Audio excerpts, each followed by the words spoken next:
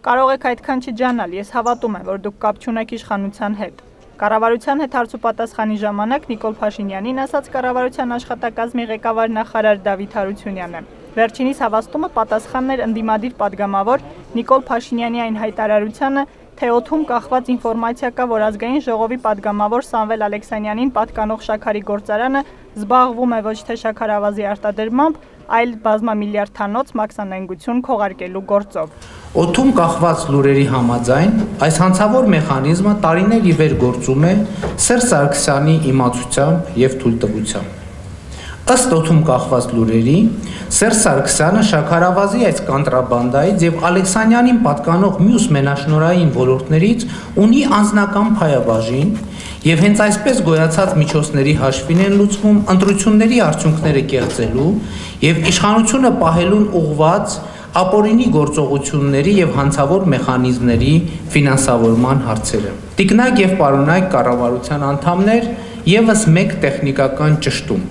Արդյոք Սերժ Սարգսյանը արգելել է օգտագործել լֆիկ Սամո կնիքը։ Նիկոլ Փաշինյանը հարցի ձևակերպման այս ձևաչափով ըստ էության ակնարկում էր անցած տարվա հունվարի 13-ին Հայաստանի Հանրապետական Կուսակցության գործադիր մարմնի ընդլայնված նիստի ժամանակ Բարգավաճ Հայաստան Կուսակցության նախկին առաջնորդ Գագիկ Ծառուկյանի հասցեին ասված Հայաստանի Հանրապետական Կուսակցության նախագահ Սերժ Սարգսյանի ելույթը, ինչին ի պատասխան Դավիթ Հարությունյանն ասաց. Ես կարծում եմ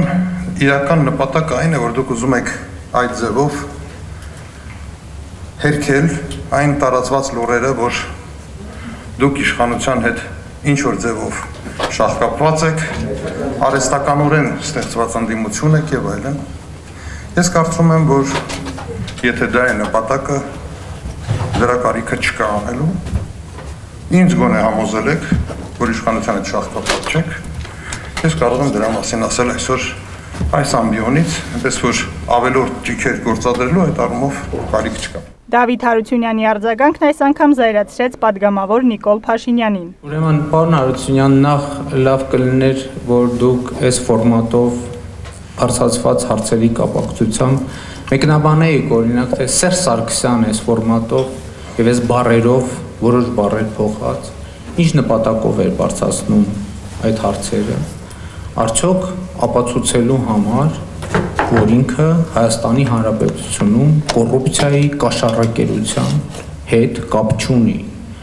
եւ արդյոք Սերժ Սարգսյանը ձեզ համոզել է, որ ինքը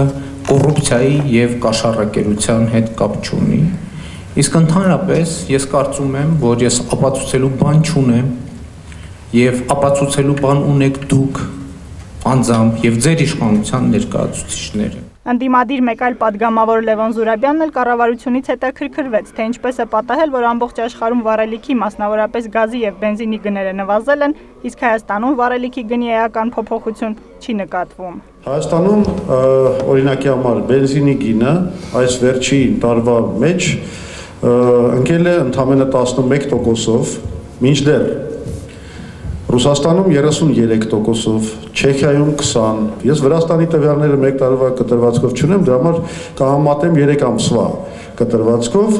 Հայաստանում 4% է պակասել գինը, մինչդեռ Վրաստանում 16.7%-ով։ Զուրաբյանը ստեղծված իրավիճակը պայմանավորում է բենզինի ներկրման մենաշնորհով եւ այն հանգամանքով, որ Հայաստանը կաշկանդված լինելով Գազպրոմի հետ 2013 թվականին վավերացրած պայմանագրով, երբ Հայաստանն իր 20% բաժնեմասը վաճառեց Գազպրոմին, չի կարող փնտրել գազի ներկրման այլընտրանքային ուղիներ։ Լևոն Զուրաբյանի հարցին պատասխանեց փոխվարչապետ միջազգային տնտեսական ինտեգրման եւ բարեփոխումների նախարար Վաչե Գաբրիելյանը, ասելով, որ վառելիքի գնի փոփոխության հետ կապված խնդիրների պարզաբանման հարցով դիմել են տնտեսական մրցակցության պաշտպանության պետական հանձնաժողովին եւ պատասխան ստանալուց հետո կապահովեն հարցի հրապարակայնությունը։ Ձեր նշած փաստերը եւս գտնվում են կառավարության ուշադրության ներքո եւ այս անհամամասնությունները արդյոք հնարավոր է բացատրել տրանսպորտային ծախսերով, հնարավոր է բացատրել դրանք մատակարարման աղբյուրների բազմազանությամբ թե ոչ, բենզինի վերաբերյալ այդ հարցումը այժմ տնտեսական մրցակցության հանձնաժողովի քննությունից հետո կներկայացվի։ Պատգամավոր Թևան Պողոսյանն էլ անդրադարձավ Արամի 30 շենքի քանդմանը եւ կառավարությունից հետաքրքրվեց, թե քաղաքաշինության ոլորտում կա մի ծրագիր, որի կյանքի կոչումը կմեղմի քաղաքացիների զայրույթը։ Քաղաքաշինության նախարար Նարեկ Սարգսյանը նշեց, որ շենքը ներառված չի եղել հուշարձանների պաշտպանության ցանկում, ավելին չի եղել նաև միջավայրային արժեք, սակայն քաղաքացիների դժգոհությունները մեղմելու համար Արամի 30 շենքը կներառվի Հին Երևան նախագծում։ Արփի Մաղսուդյան, Սարգիս Բուլղադարյան, Civilnet։